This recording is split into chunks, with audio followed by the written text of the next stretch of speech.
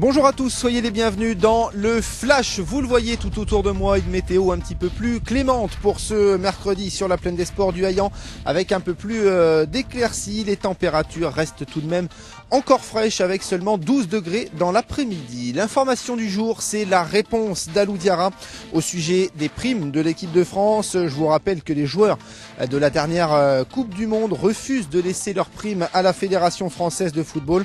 Le capitaine bordelais Alou Diarra s'est exprimé à ce sujet hier soir. Explication donc du capitaine de l'équipe de France. On voulait à ce moment-là de l'année faire une bonne action.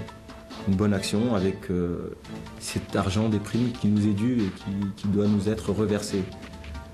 Parce que contractuellement, on doit toucher cet argent. Il faudra que je consulte encore certains joueurs du groupe France. Voilà, maintenant, il n'y a eu aucune réclamation de prime et je vous dis, on a une idée derrière la tête. On va faire une bonne action. Voilà, c'est tout ce que je peux vous dire.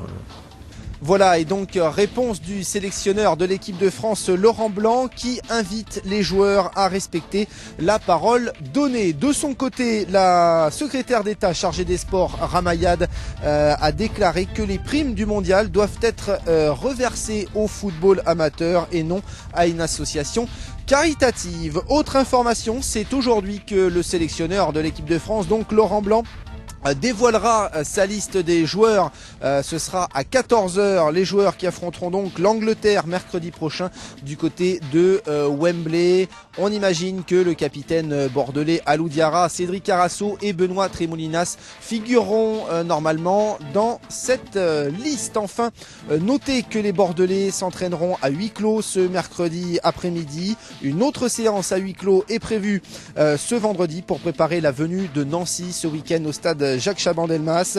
On rappelle que 3 Nancéens seront absents. Chrétien et Baccar qui sont blessés. André Louis, lui, est suspendu. Fin de ce flash. L'info continue sur Girondin TV.